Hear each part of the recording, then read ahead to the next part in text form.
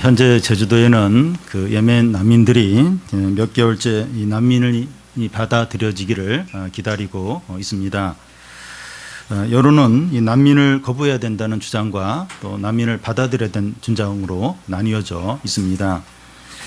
예멘 난민이 제주도에 들어오게 된 이유는 그 예멘에 이제 내전이 일어나서 군인으로 내전에 참여하든지 자기 나라를 떠나든지 하는 그런 상황에 있기 때문입니다.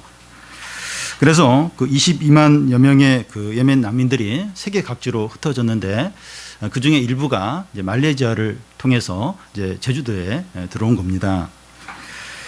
그들이 예멘에 있을 때는 중상층 이상이었고 기자나 학교 교사나 또 외국 은행 직원으로 근무하던 그 엘리트층의 사람들도 포함이 되어 있습니다. 그런데 이제 그들은 직업을 구할 수도 없고 아파도 병원에 갈 수도 없고 통제를 받으며 지내야 됩니다. 한국에서 이 난민 신청이 받아들여지지 않으면 또 다른 나라로 떠나야 합니다. 예멘 난민들은 이제 자기 나라에 전쟁이 그쳐서 돌아가든지 난민으로 받아들여져 정착하지 않는 이상 그들에게는 안식이 없습니다. 잠을 자거나 무엇을 먹거나 TV를 보고 있더라도 항상 불안하고 두렵고 절망적일 것입니다. 이게 난민 생활의 비참함입니다. 안식이 이제 없습니다. 그런데 이 세상을 사는 모든 사람들이 난민과 같은 심정이지 않나 하는 생각을 하게 됩니다. 두려움이나 염려나 절망이 없는 사람은 아무도 없습니다. 일을 중단하고 쉬어도 마음에는 쉼이 없습니다. 걱정하다가 잠이 들면 쫓기는 꿈을 꾸고 또 악몽을 꾸게 됩니다. 여행을 가거나 스포츠를 보거나 또 영화를 보거나 맛있는 음식을 먹어도 그때뿐이에요. 다시 무거운 짐에 짓눌리게 됩니다. 왜 그렇습니까? 진정한 쉼은 예수님만이 주실 수 있기 때문입니다. 예수님은 수고하고 무거운 짐진 자들아 다 내게로 오라 내가 너희를 쉬게 하리라고 하셨습니다. 예수님을 믿고 회개하고 어린아이의 마음을 갖는 자들이 진정한 쉼을 누리게 됩니다. 유대인들은 오래전부터 일주일의 하루를 안식일로 지켰습니다. 안식일은 금요일 해질 때부터 토요일 해질 때까지를 가리킵니다. 기독교인들은 주일을 지키는데 요일로 따지면 일요일입니다. 예수님이 안식일 다음 날 부활하셨기 때문에 기독교인들은 이 일요일 날 그 부활한 그 날을 주일로 이제 지킵니다. 안식일은 이 창세기에 제일 먼저 나오는데 하나님이 6일 동안 천지 만물을 창조하시고 7일째 되는 날 안식을 하셨습니다. 그래서 안식일은 하나님께서 천지 만물을 창조하신 것을 기념하는 날입니다. 출애굽기에 보면 하나님께서 애굽에 종되었던 이스라엘 백성들을 구원하시면서 안식일을 지키라고 이제 하십니다. 그래서 안식일을 지키는 또 하나의 의미는 애굽에서 구원하신 하나님을 기념하고 기억하기 위해서 이제 지키는 겁니다. 그래서 십계명 제 4번째 계명은 안식일을 지키라고 하면서 안식일 날은 일을 하지 말고 그 종들도 그 쉬게 하고 가축들까지 쉬게 하라고 하십니다. 예수님은 수고하고 무거운 짐진 자들을 쉬게 하는데 유대인들이 이런 쉼을 누리는 날이 안식일입니다. 그런데 오늘 말씀에 보면 그 안식일에 대한 예수님의 생각과 이 바리새인의 생각이 많이 다른 것을 보게 됩니다. 결국 안식일 문제로 예수님과 바리새인들 사이에 충돌이 생깁니다. 오늘 말씀에 보면 이 두 번의 충돌이 나오는데 먼저 첫 번째 충돌을 살펴보겠습니다. 1절 2절을 보면 그때 예수께서 안식일에 밀밭 사이로 가실새 제자들이 시장하여 이삭을 잘라 먹으니 바리새인들이 보고 예수께 말하되 보시오 당신의 제자들이 안식일에 하지 못할 일을 하나이다. 그날이 안식일이었는데 예수님과 제자들이 밀밭 사이로 이제 지나가다가 배가 고프니까 이 제자들이 밀을 이제 손으로 비벼서 먹었습니다. 예수님은 머리 둘 곳이 없다고 하시니까 예수님과 제자들은 항상 부족했어요. 그리고 배고플 때가 이제 많았습니다. 그래서 밀밭 사이로 지나가면서 남의 이제 밭이지만 그 밀을 이제 손을 비벼서 제자들이 먹었던 겁니다. 율법에는 이 남의 밭에 낫을 들고 들어가서 막 이렇게 추수를 하는 건 안 되지만 이제 배고픈 사람이 손으로 이렇게 비벼서 뭐 밀을 먹거나 가수원에 가서 이렇게 뭐 포도를 따서 먹거나 이런 건 이렇게 용납이 되었습니다. 그래서 제자들이 한 행동은 문제가 없었습니다. 그런데 문제는 제자들이 안식일에 그렇게 했다는 겁니다. 제자들이 밀을 비벼서 먹는 것이 안식일에 이제 추수를 한 행위에 해당이 되어서 안식일을 범한 것이 이제 되는 겁니다. 그래서 바리새인들이 이 제자들을 정죄했습니다. 그러자 예수님이 어떻게 이렇게 답변을 이제 하십니까? 3절 4절을 보면 예수께서 이르시되 다윗이 자기와 그 함께한 자들이 시장할 때 한 일을 읽지 못하였느냐? 그가 하나님의 전에 들어가서 제사장 외에는 자기나 그 함께한 자들이 먹어서는 안 되는 지설병을 먹지 아니하였느냐? 예수님은 이제 다윗 이야기를 이제 하십니다. 다윗이 사울 왕에게 쫓길 때 노베에 있는 그 아히멜렉 그 제사장에게 찾아가게 되는데 먹을 것이 없냐고, 배가 고프니까 먹을 것이 없냐고 묻습니다. 그러자 제사장은 이제 먹을 것이 없다고 하면서 하나님 앞에 드렸다가 이렇게 막 물러낸 그 떡이 있다고, 그러니까 새 떡으로 이제 갈면서 하면서 그 이전 떡이 있다고, 그 진설병밖에 없다고 말합니다. 그래서 다윗은 그 떡을 먹었습니다. 근데 그 떡은 율법에 보면 그 제사장만 먹도록 그렇게 되어 있습니다. 그러니까 다윗은 그 제사장만 먹어야 되는 떡을 먹었으니까 율법을 범한 게 됩니다. 근데 하나님은 이 다윗의 이런 행동에 대해서 정죄하지 않았습니다. 그 이유가 뭡니까? 그 7절에 보면 나는 자비를 원하고 제사를 원하지 아니하노라 하신 뜻을 너희가 알았더라면 무죄한 자를 정죄하지 아니하였으리라. 여기 제사는 율법을 가리킵니다. 나는 그 자비를 원하고 율법을 원하지 않는다는 거예요. 이게 무슨 말인가 하면 뭐 율법이나 제사나 아무 소용이 없다 그런 의미가 아니라 율법의 정신은 자비라는 겁니다. 율법의 목적은 사람을 살리고 회복시키고 구원하는 데 있다는 겁니다. 같은 말씀이 이제 마가복음 2장 27절에도 나와 있는데 안식일은 사람을 위해서 있는 것이지 사람이 안식일을 위해서 있는 것이 아니라는 겁니다.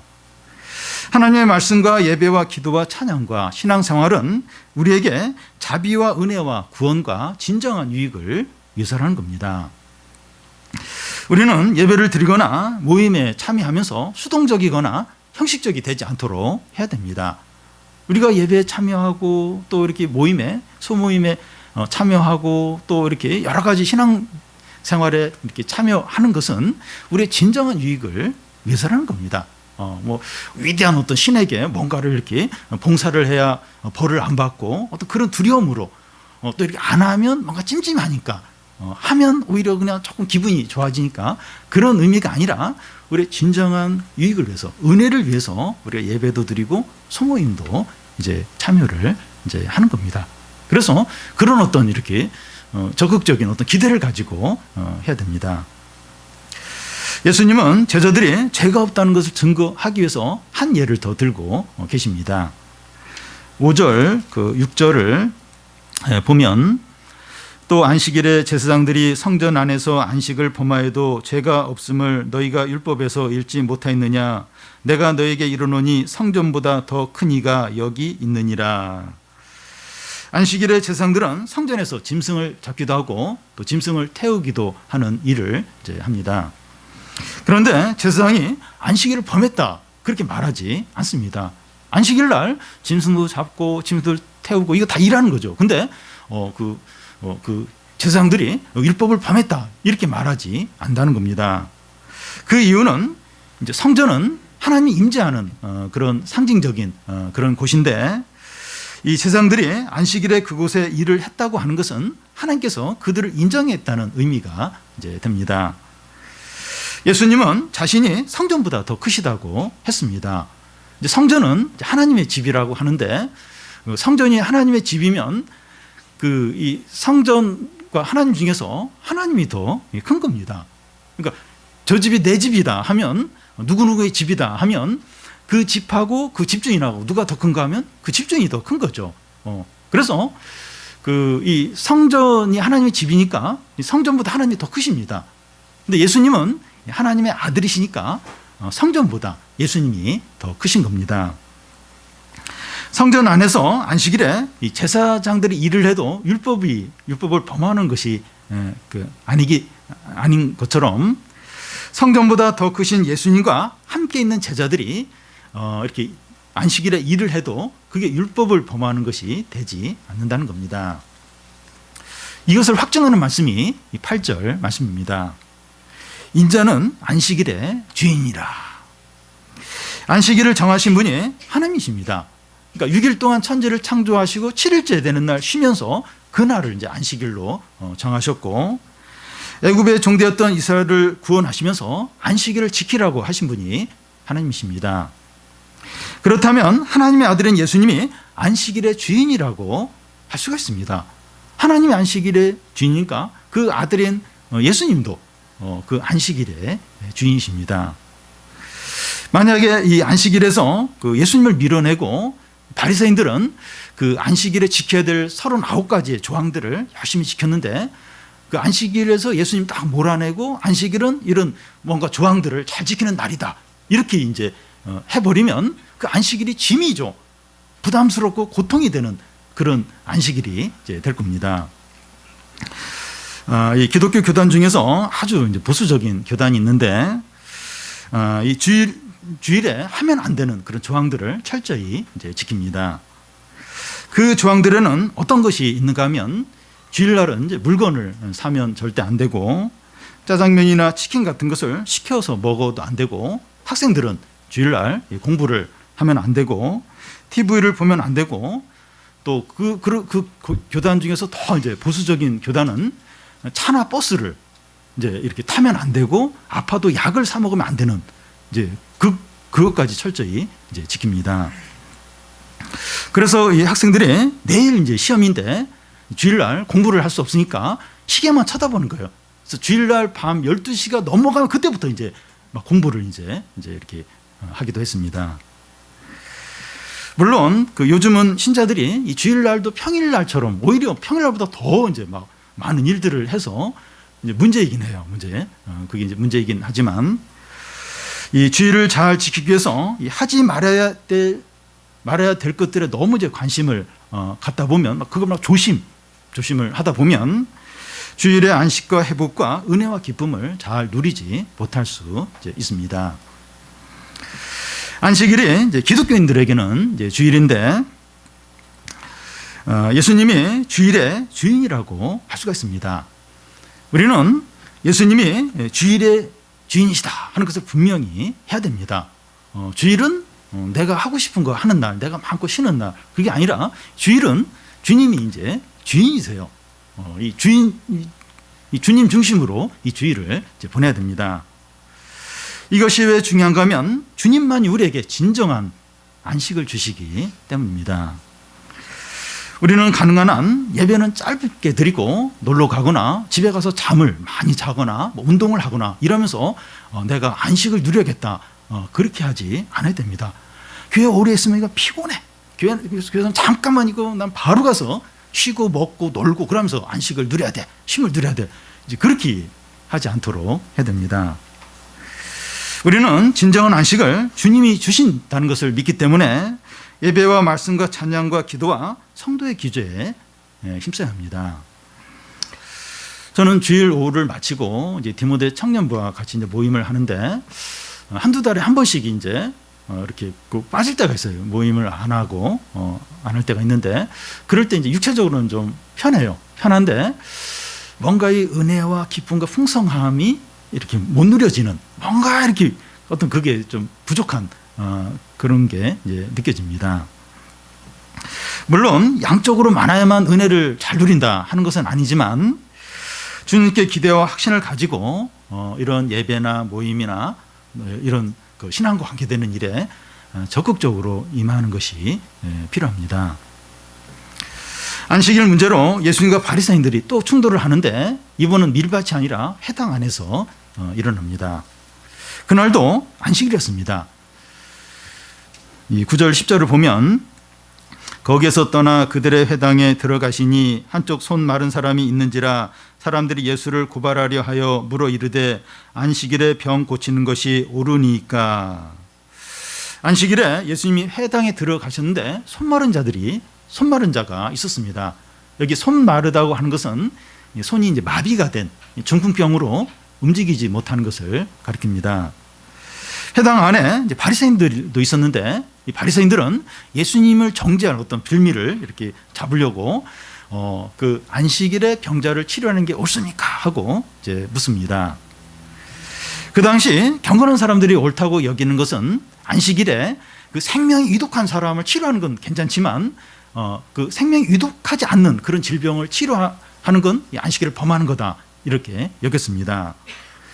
근데 지금 회당 안에 있는 사람은 오랜 전부터 손이 마비된 사람이기 때문에 뭐 생명이 위독한 그런 환자는 아닙니다. 예수님은 이 바리새인의 질문에 뭐라고 대답을 하십니까? 11절에서 13절까지 우리 한 절씩 교대로 읽겠습니다.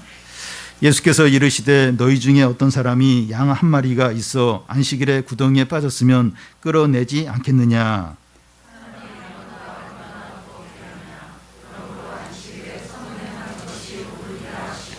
이에 그 사람에게 이르시되 손을 내밀라 하시니 그가 내밀매 다른 손과 같이 회복되어 성하더라. 예. 그 당시에 이 양이 구덩이에 빠지면 안식이라 해도 그 양을 구해내었습니다. 자기 소유의 양이기도 하고 불쌍하니까 당연히 꺼내 주었습니다. 바리새인들도 이런 경우에 그렇게 했습니다. 예수님은 양보다 사람이 더 귀하지 않느냐? 너희의 양이 구덩이에 빠지면 안식일 날이라 할지라도 어떻게 해서든지 꺼내 주려고 하는데 오랫동안 병으로 고생한 사람이 있는데 그 사람은 더더욱 이 안식일에 치료해 주어야 하지 않느냐 이제 하신 겁니다. 그러므로 이 안식일에 선을 행하는 것이 옳다는 겁니다. 바리새인들은 그 안식일에 행하면 안 되는 그 39가지의 조항들을 정하고 그것을 지키려고 애썼습니다. 물론 이 안식일이나 주일날 좀 이렇게 방해가 되는 해가 되는 그런 걸 행하지 않는 게 좋을 겁니다. 그런데 안식일은 뭘 이렇게 하지 않는 것만 철저히 지키는 그런 날이 아니라 적극적으로 선을 행하는 이제 날이라는 겁니다. 근데 바리새인들은 39가지 행하면 안 되는 그런 걸 막 정해놓고 그거 안 하려고 무지 내를 쓰는 너무나도 힘든 그런 날이 이제 안식이었습니다. 안식일은 선을 적극적으로 행하는 날이라는 겁니다. 여러분, 이 최고의 선이 뭡니까? 하나님께 진정으로 예배 드리는 겁니다. 그 다음으로 서로에 대해서 선을 행하는 게 필요한데 서로를 위해서 기도해주고 또 섬겨주고 격려하고 전도하는 겁니다. 이 고난 가운데 있고 어떤 성도가 고난 가운데 있어요. 또 질병으로 힘들어하고 외로운 가운데 있고 불신앙 가운데 있는 성도들을 찾아가서 격려하고 위로하고 이제 붙들어주는 거죠. 다른 날도 그렇게 해야지 하지만 주일날 더 적극적으로 이제 그렇게 이제 해야 한다는 겁니다. 주님께 진정으로.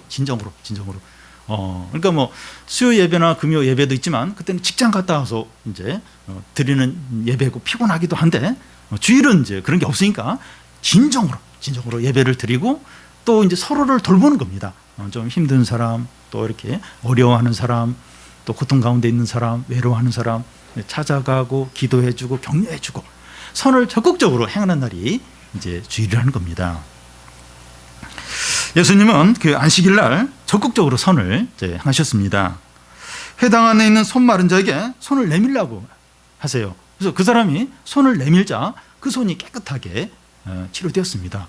그러니까 예수님 말씀에 순종해서 손을 내밀으니까 그 손이 온전하게 치료가 되었습니다. 우리가 예수를 믿고 그의 말씀에 순종하면 병이 낫습니다. 특히 주일날은 이 은혜와 능력이 많이 나타나는 다른 날보다 그런 이제 날입니다. 또한 예수님은 안식일에 자비를 베푸셨습니다. 제자들이 배고플 때 밀을 비벼서 이제 먹게 하고 또 환자가 있을 때 그 환자가 그 병에서 놓여나도록 적극적으로 치료를 하셨습니다. 사람들을 예수님은 안식일의 주인이기 때문에 사람들을 회복하고 치료하고 은혜를 주고 구원을 하셨습니다. 예수님은 그렇게 안식일을 보냈어요. 안식일의 주인으로서. 근데 바리새인은 이 안식일을 어떻게 이렇게 보냅니까? 14절을 보면 바리새인들이 나가서 어떻게 하여 예수를 죽일까 의논하거든. 바리새인들은 안식일에 예수님을 죽일 모의를 하고 있습니다. 그들은 앞에서도 제자들이 배고파서 밀을 이렇게 비벼 먹는 것을 막 정죄하면서 막 이렇게 못하게 했고, 또 이렇게 환자가 있는데 그 환자를 치료받지 못하도록 그 치료하는 걸 막 정죄하면서 방해를 하려고 했습니다. 바리새인들에게 안식일은 자비도 없어요. 치료도 없고 생명을 죽이는 날이었습니다. 예수님을 죽일 모의를 해요. 안식일날. 그리고 막 이렇게 배고파하는 사람 못 먹게 막 정죄하면서 못 먹게 하고, 그리고 막 아픈 사람 못 고치게 하고 막. 이 바리새인들에게 안식일은 그런 날이었습니다. 왜 그렇습니까? 바리새인들은 왜 안식일을 이렇게 보냅니까? 예수님이 안식일의 주인인데 예수님을 불신하고 배척했기 때문입니다. 그러니까 안식일이지만 안식과 회복과 은혜와 구원이 전혀 없는 거예요. 안식일의 주인이 예수님이에요. 예수님인데 그 예수님을 불신해요. 배척하고 나서 안식일을 지키려고 하니까 그 안식일에 자비도 없고 은혜도 없고 안식도 없고 구원도 없는 거예요. 생명을 살리는 게 아니라 생명을 죽이는 그런 안식일로 보내고 있는 겁니다. 여러분, 주일은 다른 날보다 더 중요합니다. 달력에 보면 주일이 맨 앞에 있어요. 제일 뒤에 있는 게 아니라 맨 앞에, 주일이 맨 앞에 있습니다.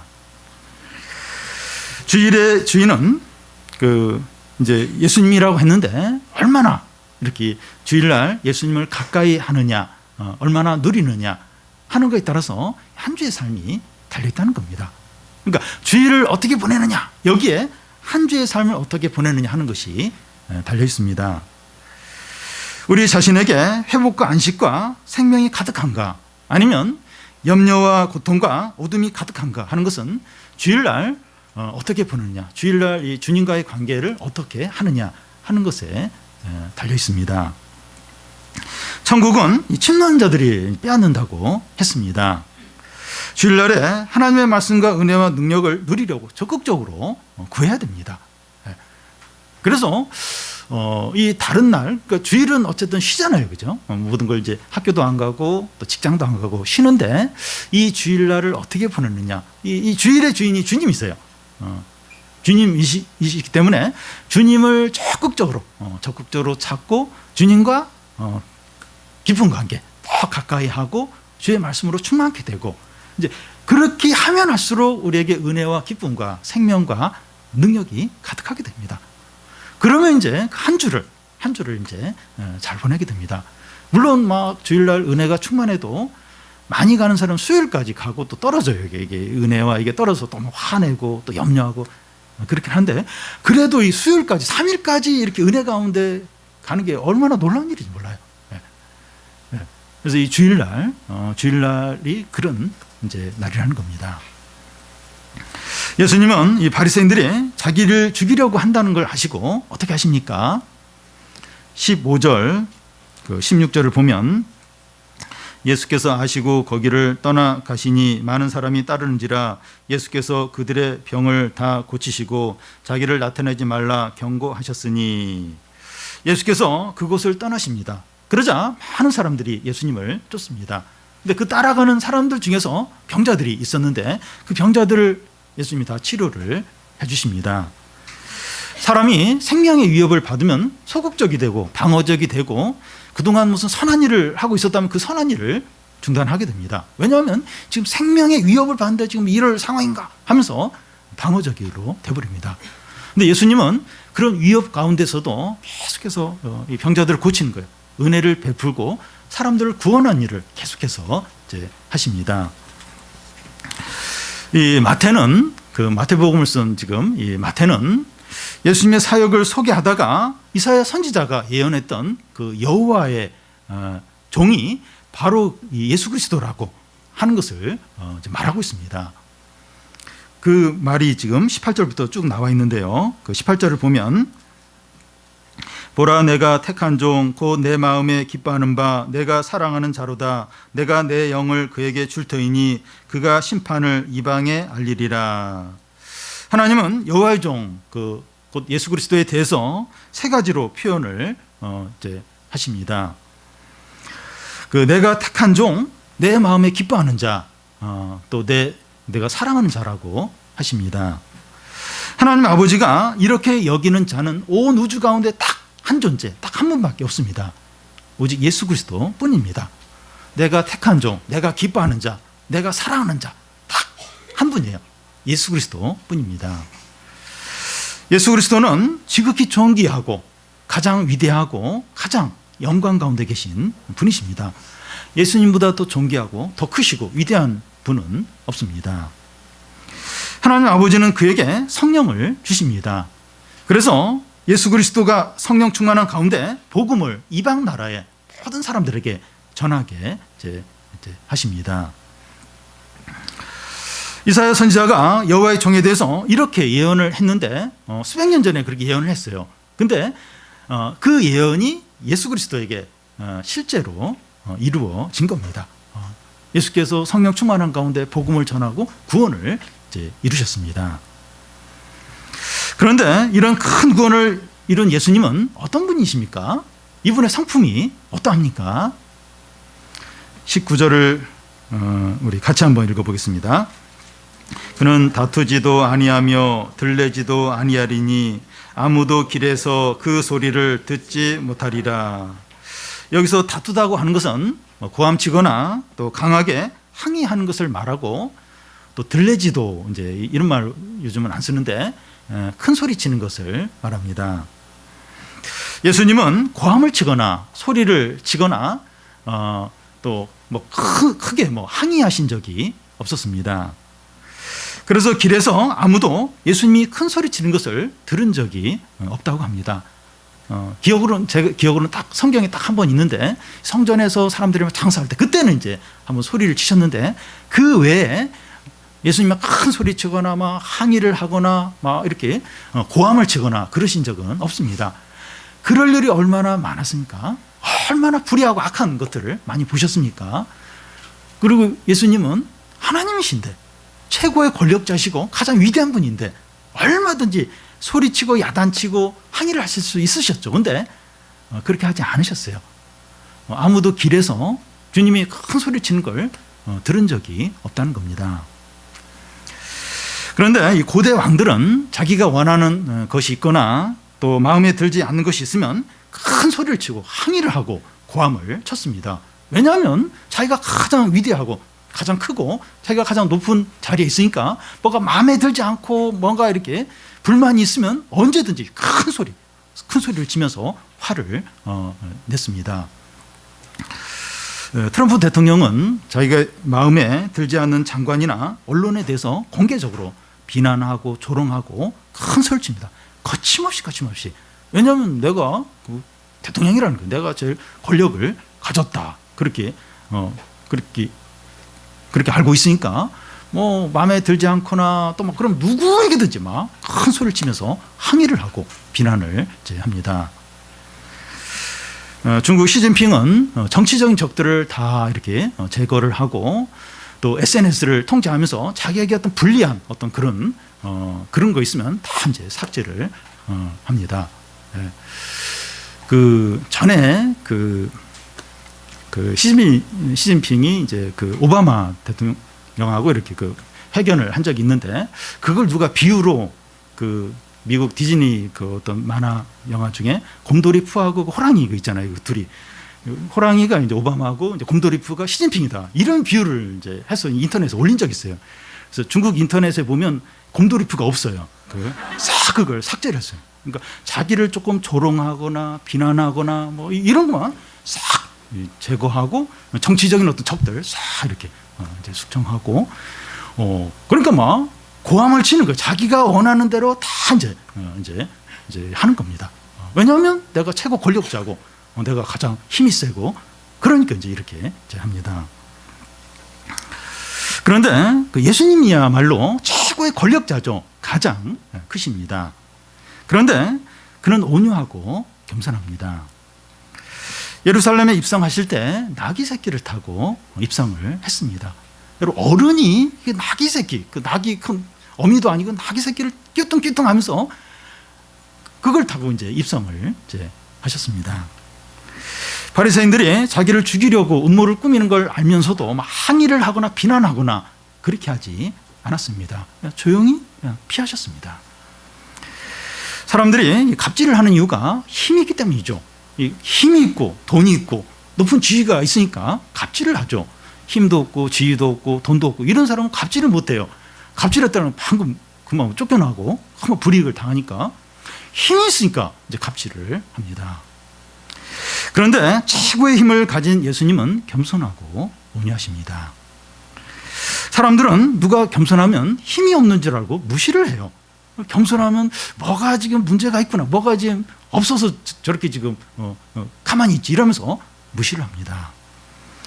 그래서 사람들은 예수님을 무시했습니다. 여러분, 예수님이 백마를 타고 군사를 이끌고 막 다니셨으면 바리새인들이 엄청난 아부를 했을 거예요. 절대로 이런 식으로 예수님을 무시하거나 함부로 하지 못했을 겁니다. 성령은 최고의 능력자이시지만 너무나도 겸손하고 온유하십니다. 성령이 우리 안에 계시는데 너무 겸손하셔서 우리 안에 있는지 없는지를 모릅니다. 그래서 우리는 얼마든지 성령을 무시할 때가 많은지 모릅니다.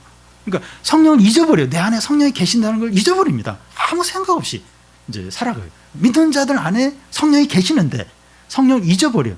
의지하지도 않고 바라보지도 않고.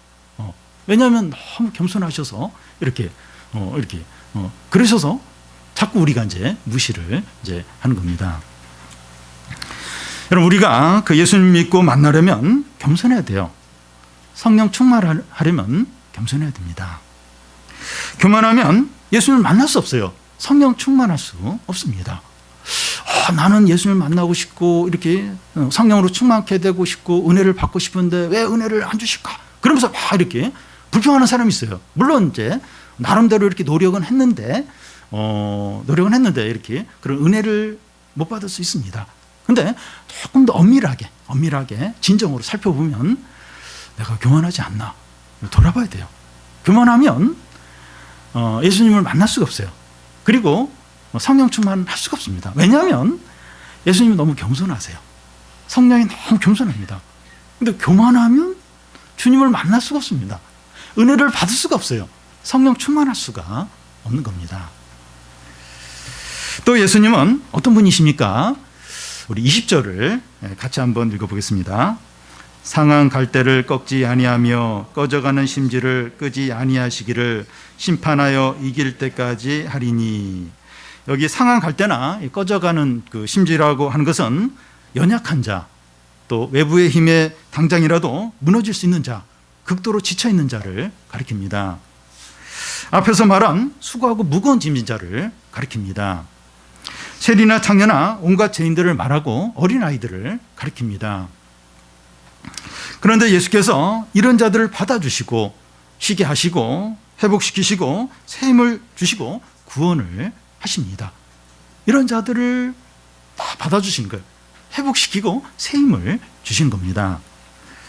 너무나 상처가 많고 부족하고 연약하고 가진 것이 없고 아는 것이 없고 죄가 많은 자라도 주님은 거절하시는 법이 없습니다. 세상은 무시를 해요. 이런 약자들은 무시를 합니다. 별로 신경을 안 써요. 근데 이런 자들을 주님 다 받아줘요. 너무 약하고 너무 부족하고 죄가 많은데 그래도 막 주님께 나오면 거절하시는 법이 없습니다. 예수님 믿고 회개하기만 하면 다 용서를 해주세요. 회복을 시키시고 은혜를 주시고 구원하여 주십니다. 예수님 믿기만 하면, 회개하기만 하면 다 용서하시고 회복시켜 주시고 구원을 해주십니다. 여러분, 사람들이 예수님을 만나지 못하거나 은혜를 받지 못하거나 구원을 받지 못하는 이유는 교만하기 때문이고 믿지 않기 때문이고 회개하지 않기 때문입니다. 왜 나는 왜 안 될까? 왜 안 될까? 진정을 하면 생각을 해봐요. 생각을 해봐야 됩니다.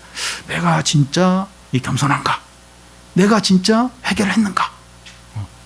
진정으로 자신을 아주 정직하게 돌아볼 필요가 있습니다.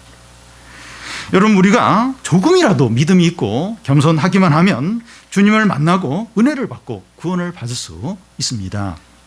왜냐하면 주님은 상한 갈대를 꺾지 않고 꺼져가는 심지를 끄지 않는 분이시기 때문입니다. 그러니까 만약에 주님은 이미 상한 갈대는 그 갈대 자체가 연약하고 또 꺾이기까지 했어요. 또 불이 점점 꺼져가요.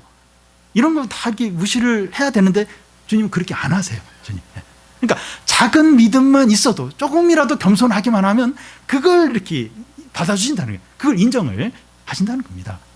주님은 의인을 부르러 온 것이 아니라 죄인을 부르러 오셨다고 했습니다. 그러니까 의인을 부르러 왔다면 좀 더 어떤 수준에 이르는 사람만 주님이 찾는다면 못 나가는 사람이 너무나도 많죠. 죄인을 자기를 죄인으로 인정하는 사람 누구든지 받아주신다는 겁니다. 수고하고 무거운 짐진 자들을 쉬게 하시는 분이라는 겁니다. 그리고 배고픈 자를 먹게 하고 또 병자들을 치료하는 그런 하나님이세요. 배고픈 사람들 또 병든 자들 이런 사람들을 받아주고 채워주신 분이 주님이시라는 겁니다. 큰 믿음, 이렇게 엄청나게 겸손해야만 주님을 만나고 이렇게 할 수 있는 것이 아니라 진짜 믿음, 작은 믿음이라도 진짜 믿음만 있다면 좀이라도 또 겸손하기만 하면 주님을 만나고 또 이렇게 변화되고 은혜를 누릴 수 있다는 겁니다.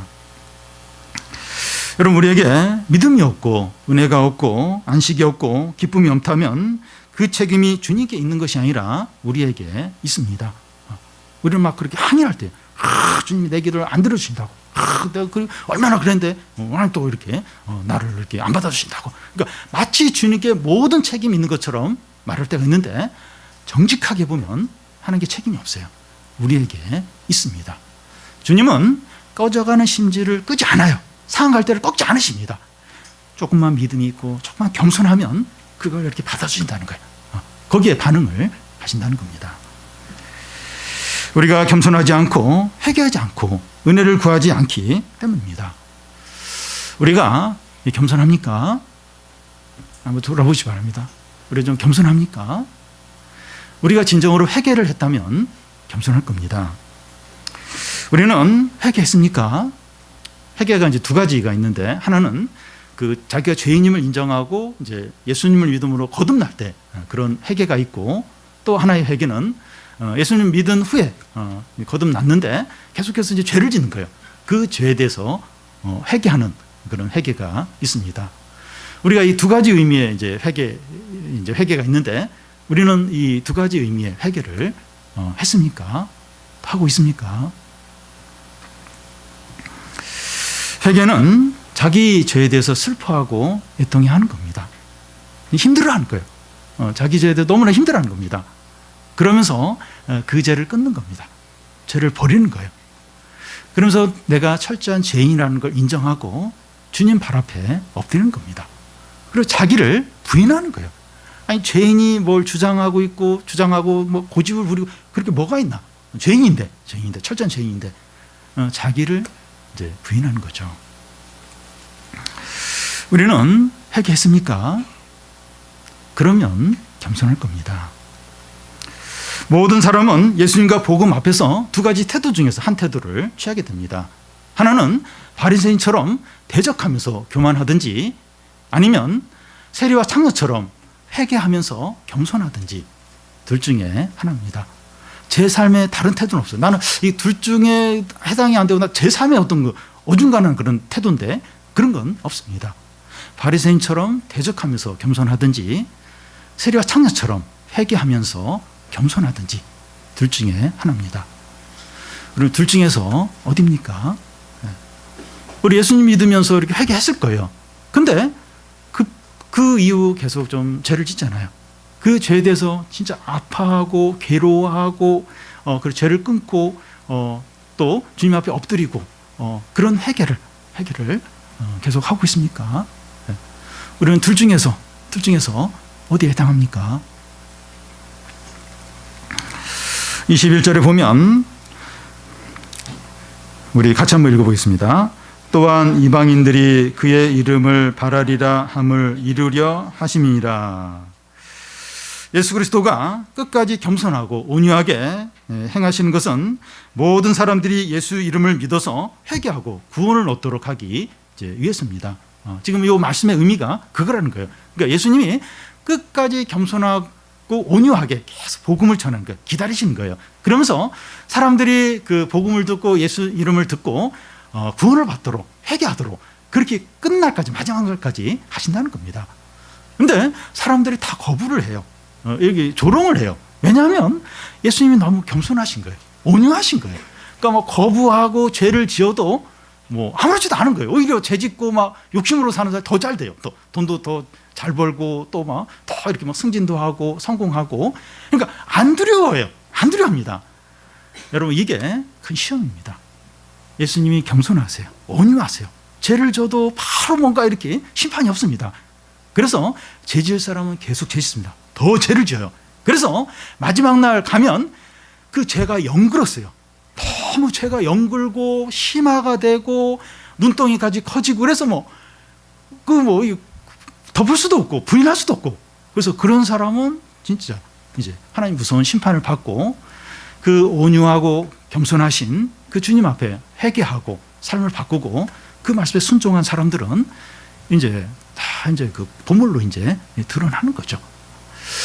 여러분, 주님은 우리에게도 온유함과 겸손함으로 꺼져가는 그 심지를 끄지 않고 큰 소리도 치지 않고 항의도 안 하고 그 크신 분이 위대하신 분이 우리의 모든 걸 아시면서 온유하게 겸손하게 계속 기다리면서 우리에게 복음을 전하고 기다리시고 우리가 회개하도록 참으면서 그러고 계십니다. 우리가 이런 걸 알면서 계속 이렇게 교만하게 욕심으로 회개하지도 않고 그렇게 산다면 이건 보통 죄가 아니라는 겁니다. 이 시간 우리 모두가 예수 그리스도와 그 복음 앞에 회개하고 겸손하시기를 바랍니다. 그래서 주님이 주시는 안식과 기쁨과 생명과 구원을 풍성하게 다 누리시기를 바랍니다.